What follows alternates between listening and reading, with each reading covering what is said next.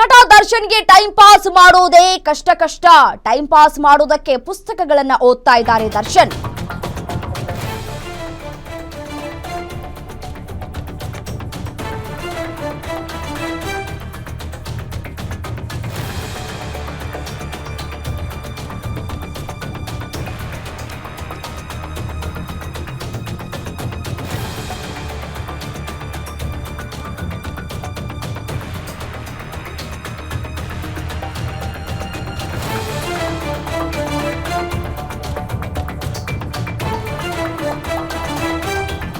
ಈ ಬಾರಿ ನಟ ದರ್ಶನ್ ಅವರು ತಮ್ಮ ದಿನವನ್ನ ದೂಡೋದೇ ಕಷ್ಟ ಸಾಧ್ಯವಾಗ್ತಾ ಇದೆ. ತಮ್ಮ ಟೈಮ್ ಪಾಸ್ಗೋಸ್ಕರ ಇದೀಗ ಪುಸ್ತಕಗಳನ್ನ ಓದ್ತಾ ಇದ್ದಾರೆ ದರ್ಶನ್. ಲೈಬ್ರರಿಯಿಂದ ಕೆಲವೊಂದು ಪುಸ್ತಕಗಳನ್ನ ತರಿಸ್ಕೊಂಡಿದ್ದಾರೆ ದರ್ಶನ್. ಜೈಲಾಧಿಕಾರಿಗಳು ತಂದು ಕೊಟ್ಟಿದ್ದಾರೆ. ಕ್ವಾರಂಟೈನ್ ನಲ್ಲೇ ವಿಚಾರಣಾಧೀನ ಕೈದಿ ದರ್ಶನ್ ಟೈಮ್ ಪಾಸ್ ಮಾಡ್ತಾ ಇದ್ದಾರೆ. ಓಡಾಡೋದಕ್ಕೆ ಅವಕಾಶ ಇದೆ, ಬಟ್ ಆದ್ರೆ ದರ್ಶನ್ ಓಡಾಡುವ ಹಾಗಿಲ್ಲ. ಸೆಲ್ ಹೊರಗೆ ಬಂದ್ರೆ ರೌಡಿಗಳು ಎಲ್ಲಿ ಮತ್ತೆ ಅವರನ್ನ ಸಂಪರ್ಕಿಸ್ತಾರೋ ಅನ್ನುವಂತಹ ಭೀತಿ ಜೈಲಾಧಿಕಾರಿಗಳನ್ನು ಕೂಡ ಕಾಡ್ತಾ ಇದೆ. ಎಲ್ಲಿ ಮತ್ತೆ ಫೋಟೋಗಳನ್ನ ಹರಿಬಿಡ್ತಾರೋ ಅನ್ನುವಂತಹ ಭಯ ಜೈಲಾಧಿಕಾರಿಗಳಿಗಿದೆ. ದರ್ಶನ್ ಅಂದ್ರೆ ಒಂದ್ ಕಡೆ ಈಗ ಜೈಲಾಧಿಕಾರಿಗಳಿಗೆ ಡವಡವ ಶುರು ಆಗ್ಬಿಟ್ಟಿದೆ. ಎಲ್ಲಿ ಏನಾಗುತ್ತೋ, ಒಂದು ಸ್ವಲ್ಪ ಕಣ್ಣನ್ನ ನಾವು ಆ ಕಡೆ ಈ ಕಡೆ ಮಾಡಿದ್ರು ಯಾರು ಫೋಟೋ ತೆಗೆದು ಬಿಡ್ತಾರೋ ಅನ್ನುವಂತಹ ಭಯ ಕಾಡ್ತಾ ಇದೆ.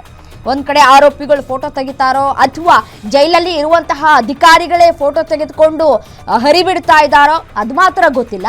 ಬಟ್ ಆದ್ರೆ ಈ ಬಾರಿ ಸುಪ್ರೀಂ ಕೋರ್ಟ್ ಸರಿಯಾಗಿ ತರಾಟೆಗೆ ತೆಗೆದುಕೊಂಡಿದೆ. ಯಾವ ರೀತಿಯಾದಂತಹ ವಿವಿಐಪಿ ಟ್ರೀಟ್ಮೆಂಟ್ ಅನ್ನ ಕೊಡುವ ಹಾಗಿಲ್ಲ. ಬೇರೆ ಆರೋಪಿಗಳನ್ನ ಯಾವ ರೀತಿಯಾಗಿ ನಡ್ಸ್ಕೊಳ್ತಿರೋ ಅದೇ ರೀತಿಯಾಗಿ ನಡ್ಸ್ಕೊಳ್ಬೇಕು ಅಂತ ಹೇಳಿ ಸುಪ್ರೀಂ ಕೋರ್ಟ್ ಖಡಕ್ ಆಗಿ ಸೂಚನೆಯನ್ನ ಕೊಟ್ಟಿದೆ. ಮತ್ತೆ ಸುಪ್ರೀಂ ಕೋರ್ಟ್ ಇದನ್ನೂ ಕೂಡ ಹೇಳಿದೆ, ಈ ಹಿಂದೆ ಯಾರು ಜೈಲಾಧಿಕಾರಿಗಳಿದ್ರು ಅವರನ್ನ ಸಸ್ಪೆಂಡ್ ಮಾಡಬೇಕಾಗಿತ್ತು ಅಂತ ಹೇಳಿ. ಸೊ ಹಾಗಾಗಿ ಎಲ್ಲಿ ನಾವು ಸಸ್ಪೆಂಡ್ ಆಗ್ತೀವೋ ಅನ್ನುವಂತಹ ಭೀತಿ ಕಾಡ್ತಾ ಇದೆ. ಅದಕ್ಕಾಗಿಯೇ ಇದೀಗ ದರ್ಶನ್ ಅವರಿಗೆ ಯಾವುದೇ ರೀತಿಯಾದಂತಹ ಸೌಲಭ್ಯಗಳನ್ನ ನೀಡದೆ ಬೇರೆ ಆರೋಪಿಗಳನ್ನ ಯಾವ ರೀತಿಯಾಗಿ ನಡೆಸ್ಕೊಳ್ತಾರೋ ಅದೇ ರೀತಿಯಾಗಿ ದರ್ಶನ್ರನ್ನು ನಡೆಸ್ಕೊಳ್ಳಲಾಗ್ತಾ ಇದೆ. ಬೇರೆ ಖೈದಿಗಳ ಜೊತೆ ಅವರು ಸಂಪರ್ಕವನ್ನ ಬೆಳೆಸದೇ ಇರುವ ರೀತಿಯಾಗಿ ಮುಂಜಾಗ್ರತಾ ಕ್ರಮವನ್ನ ತೆಗೆದುಕೊಳ್ತಾ ಇದ್ದಾರೆ ಜೈಲಾಧಿಕಾರಿಗಳು. ಜೈಲಲ್ಲಿ ನಟ ದರ್ಶನ್ಗೆ ಬೆಳಗ್ಗೆ 6 ಗಂಟೆಗೆ ಕಾಫಿ ಟೀ ಅನ್ನ ನೀಡಲಾಗುತ್ತೆ. ಟೈಟ್ ಸೆಕ್ಯೂರಿಟಿಯಲ್ಲೇ ದರ್ಶನ್ ಮೇಲೆ ಪೊಲೀಸರು ನಿಗಾ ವಹಿಸಿದ್ದಾರೆ.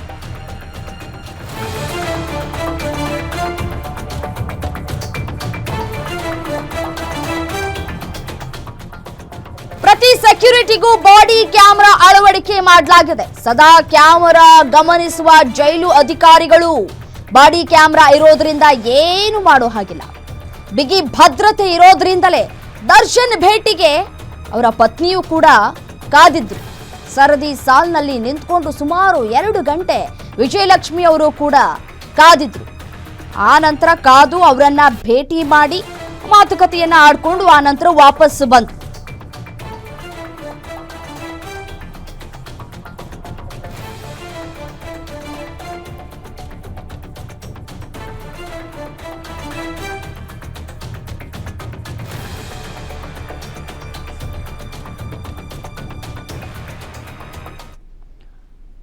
ಇನ್ನು ಇದೇ ವಿಚಾರಕ್ಕೆ ಸಂಬಂಧಪಟ್ಟಂತೆ ಮತ್ತಷ್ಟು ಮಾಹಿತಿಯನ್ನ ನೀಡ್ತಾ ಹೋಗ್ತಾರೆ ಹಿರಿಯ ಸಂಪಾದಕರು ಅರವಿಂದ್ ನೇರ ಸಂಪರ್ಕದಲ್ಲಿ ಜಾಯಿನ್ ಆಗಿದ್ದಾರೆ. ಅರವಿಂದ್, ಕಳೆದ ಬಾರಿ ಇದ್ದಂತಹ ಐಷಾರಾಮಿ ಜೀವನ ಈ ಬಾರಿ ಇಲ್ಲ. ಸುಪ್ರೀಂ ಕೋರ್ಟ್ ಚಾಟಿಯ ಬೆನ್ನಲ್ಲೇ ದರ್ಶನ್ಗೆ ಈ ಬಾರಿ ಜೈಲಿನಲ್ಲಿ ಯಾವ ರೀತಿಯಾದಂತಹ ಟ್ರೀಟ್ಮೆಂಟ್ ಸಿಗ್ತಾ ಇದೆ, ಮತ್ತೆ ಅವರ ದಿನಚರಿಯ ಬಗ್ಗೆ ವಿವರಿಸ್ತಾ ಹೋಗುದಾದ್ರೆ?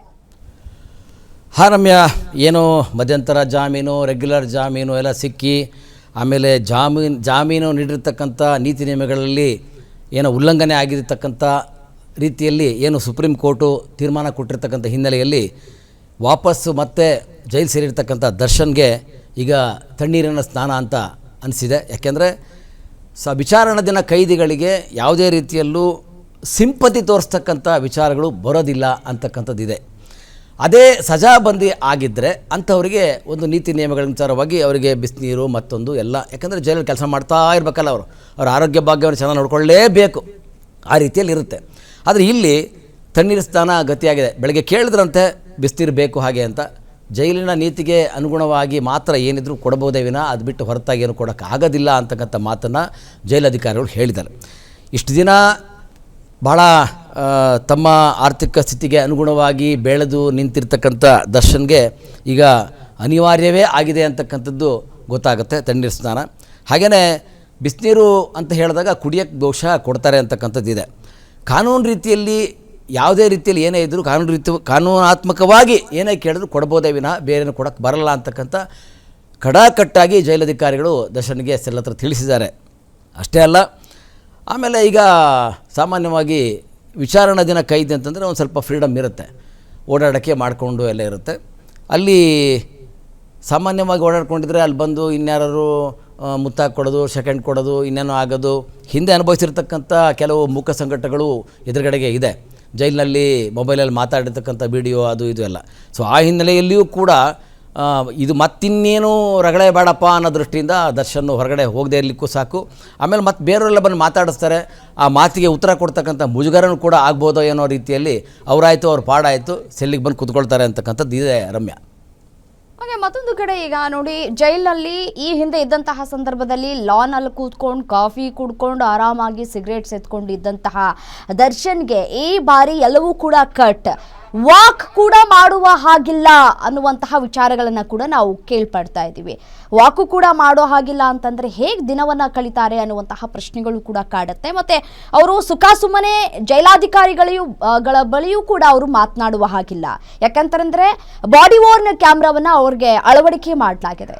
ಸೊ ಹೇಗೆ ದಿನ ದೂಡ್ತಾ ಇದ್ದಾರೆ ಅಂತಂದರೆ ಈಗ ರಮ್ಯಾ ಏನಂದರೆ ಆಗಲೇ ಹೇಳಿದಾಗೆ ಅವರು ಅವಕಾಶ ಇರುತ್ತೆ ಓಡಾಡೋದಕ್ಕೆ ಮಾಡೋದಕ್ಕೆ ಅಂತ, ಆದರೆ ಮನಸ್ಸಿನ ಆಳದಲ್ಲಿ ಇರ್ತಕ್ಕಂಥದ್ದು ಯಾವಾಗ ಹೊರಗೆ ಬರ್ತೀನೋ, ಏನಾಗತ್ತೋ, ಹೀಗೆ ಇರಬೇಕಾ, ಎಷ್ಟು ದಿನ ಇರಬೇಕಾಗತ್ತೆ, ಇನ್ನೇನಾಗುತ್ತೋ ಸೆಷನ್ ಕೋರ್ಟಲ್ಲಿ, ಈ ಥರ ಕೆಲವು ಯೋಚನೆಗಳು ಚಿಂತನೆಗಳು ಅವ್ರ ಮನಸ್ಸಲ್ಲಿ ಮೂಡದೇ ಇರಲಿಕ್ಕೆ ಸಾಧ್ಯ ಇಲ್ಲ, ಇದ್ದೇ ಇರುತ್ತೆ. ಆದರೆ ಈಗ ಟೈಮ್ ಪಾಸ್ ಮಾಡೋದು ಹೆಂಗಪ್ಪ ಅಂತಕ್ಕಂಥ ದೊಡ್ಡ ಮೂಕ ಸಂಕಟಕ್ಕೆ ದರ್ಶನ್ ಸಿಗಾಕೊಂಡು ಬಿದ್ದಿದ್ದಾರೆ. ಸೊ ಹಾಗಾಗಿ ಆ ಕನಿಷ್ಠ ಒಂದು ಸಂಕಷ್ಟವನ್ನಾರು ದೂರ ಮಾಡಲಿಕ್ಕೆ ಜೈಲಧಿಕಾರಿಗಳು ಬೇಕಾದರೆ ಲೈಬ್ರರಿ ಪುಸ್ತಕ ಕೊಡ್ತೀವಿ, ನೀವು ಓದ್ಕೊಂಡಿರಿ ಅಂತ ಹೇಳಿದ್ದಾರೆ. ಸೊ ಹಾಗಾಗಿ ಜೈಲಿನಲ್ಲಿ ಬೇಕಾಗಿರ್ತಕ್ಕಂಥ ಪುಸ್ತಕಗಳು, ಪೇಪರು, ಗಿಪ್ಪರು ಮತ್ತೊಂದೆಲ್ಲ ಕೊಡ್ತಾಯಿದ್ದಾರೆ. ಹಾಗೆಯೇ ಅಲ್ಲೇ ಸೆಲ್ಲಲ್ಲೇ ಕೂತ್ಕೊಂಡು, ಕ್ವಾರಂಟೈನಲ್ಲೇ ಕೂತ್ಕೊಂಡು ಟೈಮ್ ಪಾಸ್ ಮಾಡ್ತಾ ಇದ್ದಾರೆ ಅಂತಕ್ಕಂಥ ಮಾಹಿತಿ ಕೂಡ ಲಭ್ಯ ಆಗಿರ್ತಕ್ಕಂಥದ್ದು ರಮ್ಯಾ. ಓಕೆ, ಮತ್ತೊಂದು ಕಡೆ ನೋಡಿ, ದರ್ಶನ್ ಅವರಿಗೆ ಯಾವ ರೀತಿಯಾದಂತಹ ಸಂಕಷ್ಟ ಬಂದಿದೆ ಅಂತಂದರೆ ನಿಜಕ್ಕೂ ಈ ರೀತಿಯಾಗಿ ಆಗುತ್ತೆ ಅಂತ ಹೇಳಿ ಅವರು ಕೂಡ ಊಹೆ ಮಾಡಿರಲಿಕ್ಕಿಲ್ಲ. ನಮಗೆ ಮತ್ತೆ ಸುಪ್ರೀಂ ಕೋರ್ಟ್ ಈ ಒಂದು ಬೇಲ್ನ ಮುಂದುವರಿಸುವಂತಹ ಸಾಧ್ಯತೆ ಇದೆ ಅಂತ ಕೂಡ ಅವ್ರು ಅಂದ್ಕೊಂಡಿದ್ರು ಅಂತ ಕಾಣಿಸಿದೆ. ಬಟ್ ಆದರೆ ಈಗ ಇದೆಲ್ಲವೂ ಕೂಡ ತಮ್ಮ ಕೈಯಾರೆ ತಾವೇ ಮಾಡ್ಕೊಂಡಿದ್ದಾರೆ, ಎರಡು ಮಾತಿಲ್ಲ. ಈಗ CCTV ಅಳವಡಿಕೆಯಿಂದಾಗಿ ಅವ್ರಿಗೆ ಎಲ್ಲೋ ಒಂದು ಕಡೆ ಹೆರ್ಸು ಮುರ್ಸು ಉಂಟಾಗ್ತಾ ಇದೆಯಾ ಅಂತ ಹೇಳಿ, ಮಾತಾಡಿದ್ರು ತಪ್ಪು, ಮಾತಾಡದೇ ಇದ್ರು ತಪ್ಪು, ಕೂತ್ರು ತಪ್ಪು, ಎದ್ರು ತಪ್ಪು, ಕೂತ್ರು ತಪ್ಪು, ನಿಂತರೂ ತಪ್ಪು ಅನ್ನೋ ಥರ ಆಗ್ಬಿಟ್ಟಿದೆ ಈಗ ಅವ್ರ ಪರಿಸ್ಥಿತಿ. ಖಂಡಿತ. ಈಗ ನೀವು ಹೇಳೋ ಮಾತನ್ನು ಒಂದು ಮಾತು ಹೇಳ್ಬೋದು, ಸ್ವಯಂಕೃತ ಅಪರಾಧಕ್ಕೆ ಯಾರೂ ಹೊಣೆ ಅಲ್ಲ. ಯಾಕಂದರೆ ಅವರು ನೀಡಿರ್ತಕ್ಕಂಥ ಏನು ಮೆಡಿಕಲ್ ವಿಚಾರಕ್ಕೆ ಬಂದಾಗ ನಡಿಬೇಕಾದ್ದು ನಡೀದೇ ಇದ್ದಾಗ, ಆಮೇಲೆ ನಡ್ಕೊಳ್ಬೇಕಾದ ರೀತಿಯಲ್ಲಿ ನಡೀದೇ ಇದ್ದಾಗ ಈ ರೀತಿ ಕೆಲವು ಅಂಶಗಳನ್ನು ಆಧರಿಸಿ ಬಹುಶಃ ಸುಪ್ರೀಂ ಕೋರ್ಟ್ ಆ ತೀರ್ಮಾನ ತೊಗೊಂಡಿರ್ತಕ್ಕಂಥದ್ದು. ಆನಂತರ ಒಂದು ವಿಷಯ ಏನಪ್ಪ ಅಂತಂದರೆ, ಸುಪ್ರೀಂ ಕೋರ್ಟು ಆದೇಶ ನೀಡಿರ್ತಕ್ಕಂಥದ್ದು ಅಂದರೆ ಹೈಕೋರ್ಟಿನ ಏನು ತೀರ್ಮಾನ ಕೊಟ್ಟಿತ್ತು ಅದರ ಕೆಲವು ವ್ಯಾಖ್ಯಾನಗಳನ್ನು ಗಮನಿಸಿ ಇದು ತಪ್ಪು ಅಂತ ಹೇಳಿರ್ತಕ್ಕಂಥದ್ದು. ಆಮೇಲೆ ಜೈಲ್ ಸೂಪರಿಂಟ್ ನೀವು ಆಗಲೇ ಹೇಳಿದಾಗೆ ಜೈಲ್ ಸೂಪರಿಂಟ್ ಸಸ್ಪೆಂಡ್ ಮಾಡಬೇಕಾಗಿತ್ತು ಅಂತಕ್ಕಂಥ ಮಾತು. ಇದರ ಮಧ್ಯದಲ್ಲಿ ಈಗ ಸುಪ್ರೀಂ ಕೋರ್ಟಿನ ಹೊರಬಂದಿರತಕ್ಕಂಥ ಆದೇಶ ಮತ್ತು ಅಲ್ಲಿರ್ತಕ್ಕಂಥ ಖಡಕ್ ಅಧಿಕಾರಿ ದಯಾನಂದ್ ಅವರು ಈ ಎರಡು ವಿಚಾರಗಳನ್ನು ಗಮನಿಸಿದಾಗ ಬಹಳ ಬಿಗಿ ಭದ್ರತೆ ಇದೆ. ನಾಟ್ ಓನ್ಲಿ ದರ್ಶನ್, ಪ್ರತಿಯೊಂದು ವಿಚಾರಗಳಲ್ಲೂ ಯಾರ್ಯಾರಿದ್ದಾರೆ, ಜೈಲಿನಲ್ಲಿ ದುರುಪಯೋಗ ಸದುಪಯೋಗ ಏನು ಎತ್ತ ಅಂತಕ್ಕಂಥ ವಿಚಾರಗಳೆಲ್ಲ ಗಮನೀಯವಾಗಿ ಗಮನಿಸ್ತಾ ಇದ್ದಾರೆ ಅಂತಕ್ಕಂಥ ಮಾಹಿತಿ ಇದೆ. ಸೊ ಇಲ್ಲಿ ಏನಾಗಿದೆ, ದರ್ಶನ್ ಅವರು ಇರ್ತಕ್ಕಂಥ ಸೆಲ್ಲಲ್ಲಿ CCTV ಹಾಕಿದ್ದಾರೆ. ಆಮೇಲೆ ಸೆಕ್ಯೂರಿಟಿಗಳಿಗೆಲ್ಲರೂ ಕೂಡ ಬಾಡಿ ಕ್ಯಾಮ್ರಾ ಹಾಕಿದ್ದಾರೆ. ಏನೇ ಮಾತಾಡಿದ್ರು, ಏನೇ ಕೊಟ್ಟರು, ಏನೇ ಕೇಳಿದ್ರು ಎಲ್ಲವೂ ಗೊತ್ತಾಗುತ್ತೆ. ಇದನ್ನು ಜೈಲಧಿಕಾರಿಗಳು ಗಮನಿಸಬೇಕು ಅಂತಕ್ಕಂಥ ವಿಚಾರದಲ್ಲಿ ಅವರ ಕೊಠಡಿಯಲ್ಲಿ ಕೂಡ ಪ್ರತಿಯೊಂದು ವಿಚಾರಗಳನ್ನು ಅವರು CCTVಯಲ್ಲಿ ಗಮನಿಸ್ತಾ ಇರ್ತಾರೆ. ಹೀಗಾಗಿ ಒಂದು ರೀತಿಯಲ್ಲಿ ಅವರಿಗೆ ಏನೂ ಹೇಳೋಕ್ಕಾಗಲ್ಲ, ಏನು ಕೇಳಿದ್ರು ಏನು ಮಾಡಿದ್ರು ಕಾನೂನು ಚೌಕಟ್ಟಲ್ಲೇ ಕೇಳಬೇಕು, ಕಾನೂನು ಚೌಕಟ್ಟಲ್ಲೇ ಮಾಡಬೇಕು ಅಂತಕ್ಕಂಥದ್ದು ಭಾಳ ಬಿಗಿಯಾಗಿದೆ ಅಂತಕ್ಕಂಥದ್ದು ಸುಪ್ರೀಂ ಕೋರ್ಟಿನ ಆದೇಶದ ಬೆನ್ನಲ್ಲಿ ಇಲ್ಲಿ ಒಂದಿಷ್ಟು ಭಯನೂ ಬಂದಿದೆ. ಆಮೇಲೆ ಕೆಲಸನೂ ಆಗ್ತಾ ಇದೆ ಅಧಿಕಾರಿಗಳಿಂದ ಅಂತಕ್ಕಂಥದ್ದು ಗಮನೀಯ ಅಂಶ ಅಂತ ಹೇಳ್ಬೋದು ರಮ್ಯಾ. ನೋಡಿ, ದಿನದ 24 ಗಂಟೆಯೂ ಕೂಡ 4 ಗೋಡೆಗಳ ಮಧ್ಯೆಯೇ ಕಾಲವನ್ನ ಕಳಿಬೇಕು. ಲಾನಲ್ಲೂ ಕೂಡ ಅವ್ರಿಗೆ ವಾಕ್ ಮಾಡುವಂತಹ ಅನುಮತಿಗಳು ಕೂಡ ಇಲ್ಲ. ಊಟ ತಿಂಡಿಗಾದ್ರೂ ಅವರನ್ನ ಹೊರಗಡೆ ಬಿಡ್ತಾ ಇದ್ದಾರಾ, ಅಥವಾ ಇರುವಂತಹ ಸೆಲ್ಗೆ ಊಟ ತಿಂಡಿ ಎಲ್ಲವನ್ನೂ ಕೂಡ ಅಧಿಕಾರಿಗಳೇ ತಂದು ಕೊಡುವಂತಹ ಕೆಲಸವನ್ನ ಮಾಡ್ತಾ ಇದ್ದಾರಾ ಹೇಗೆ ಅಂತ? ಒಂದು ಸುರಕ್ಷತೆ ದೃಷ್ಟಿಯಿಂದ, ಯಾಕೆಂದರೆ ಜೈಲಿನಲ್ಲಿ ಅಂತಂದಾಗ ನಾನು ಆಗಲೇ ಹೇಳಿದಾಗೆ ಅವ್ರನ್ನ ಮುತ್ತಾಕೊಳ್ಳೋದು, ಇನ್ನೇನೋ ಮಾತಾಡ್ಸೋದು, ಏನು ಅಂತ ಕೇಳೋದು, ಅದಕ್ಕೆಲ್ಲ ಅವಕಾಶಗಳು ಬೇಡ ಅನ್ನೋದು, ಅಥವಾ ಕೊಟ್ಟಾಗ ವಿಚಾರ ವಿನಿಮಯಗಳು ಪರಸ್ಪರ ಏನಾದ್ರು ಹೊರಗಡೆ ಹೋಗುವಂಥದ್ದು ಏನಾರು ಆಗ್ಬಿಡುತ್ತಾ, ಅಥವಾ ತಿಳ್ಕೊಳ್ಳೋಂಥದ್ದು ಏನಾರು ಆಗುತ್ತಾ, ಅಥವಾ ರೌಡಿಗಳಿದ್ದರೆ ಇನ್ನೇನೋ ಆಗ್ಬಿಡುತ್ತಾ, ಈ ರೀತಿಯಲ್ಲೂ ಕೂಡ ಒಬ್ಬ ಪ್ರಮುಖ ಗಂಭೀರವಾಗಿರ್ತಕ್ಕಂಥ, ಅಂದರೆ ಒಬ್ಬ ಸೆಲೆಬ್ರಿಟಿ ಅಂತಕ್ಕಂಥ ವ್ಯಕ್ತಿಯ ಹಿನ್ನೆಲೆಯಲ್ಲಿ ಭಾಳ ಗಮನೀಯವಾಗಿ ಮತ್ತು ಗಮನಿಸಬೇಕಾಗಿರ್ತಕ್ಕಂಥದ್ದು ಆಗಿರುತ್ತೆ. ಆಮೇಲೆ ಆ ವ್ಯಕ್ತಿನೂ ಕೂಡ ನಾನೇನು ಈ ಥರ ಬಂದುಬಿಟ್ಟಲ್ಲ, ಏನು ಉತ್ತರ ಹೇಳಬೇಕು, ಇಲ್ಲಿ ಬಿದ್ದೋರಾರು ಏನೋ ಕೇಳಿಬಿಟ್ರೆ ಏನು ಆಡ್ಕೊಳ್ತಾರಲ್ಲ ತಮ್ಮನ್ನ ದೃಷ್ಟಿಯಿಂದನೂ ಕೂಡ ಬರದೇ ಇರಲಿಕ್ಕೆ ಸಾಧ್ಯತೆ ಇರುತ್ತೆ. ಓಡಾಡೋಕ್ಕೆ ಅವಕಾಶ ಇರುತ್ತೆ, ಅಲ್ಲಿ ದೇವಸ್ಥಾನಗಳು ಅಲ್ಲೇ ಇರುತ್ತೆ, ಹಿಂದೂ ಮುಸ್ಲಿಂ ಕ್ರಿಶ್ಚಿಯನ್ ಎಲ್ಲ ದೇವಸ್ಥಾನಗಳು ಅಲ್ಲೇ ಇದ್ದಾವೆ, ಎಲ್ಲ ಓಡಾಡ್ಕೊಂಡಿರ್ಬೋದು, ಮಾಡ್ಬೋದು. ಆದರೆ ಆ ವಿಚಾರಕ್ಕೂ ಅಲ್ಲೂ ಹೋಗದಿರೋ ರೀತಿಯಲ್ಲಿ ಆ ಥರ ಸಂಕಟ ಅನುಭವಿಸಬೇಕಾದ ಪರಿಸ್ಥಿತಿ ಬಂದಿರತಕ್ಕಂಥದ್ದು ಈಗ ಅನಿವಾರ್ಯ ಅಂತ ಅನಿಸುತ್ತೆ ಇವೆಲ್ಲ ನೋಡಿದಾಗ ರಮ್ಯಾ.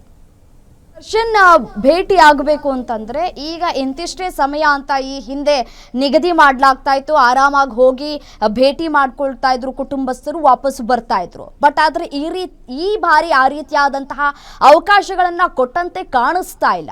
ಸೊ ಈ ಬಾರಿ ಯಾವ ರೀತಿಯಾದಂತಹ ನಿಯಮಗಳನ್ನ ಇಲ್ಲಿ ಅನುಸರಿಸಲಾಗ್ತಾ ಇದೆ ಯಾರಾದರೂ ಭೇಟಿ ಆಗಬೇಕು ಅಂತಂದ್ರೆ? ಅಂದರೆ ಕೋರ್ಟ್ ನ್ಯಾಯಾಲಯದ ವಿಚಾರಕ್ಕೆ ಅಂತ ಏನಾದ್ರು ಬಂದಾಗ ಅವರ ಪತ್ನಿ ಅಥವಾ ವಕೀಲರು ಅಲ್ಲಿ ಪರ್ಮಿಷನ್ ತೊಗೊಂಡು ಅಲ್ಲಿ ಮಾತನಾಡ್ತಕ್ಕಂಥ ಅವಕಾಶಗಳು ಇರ್ತದೆ.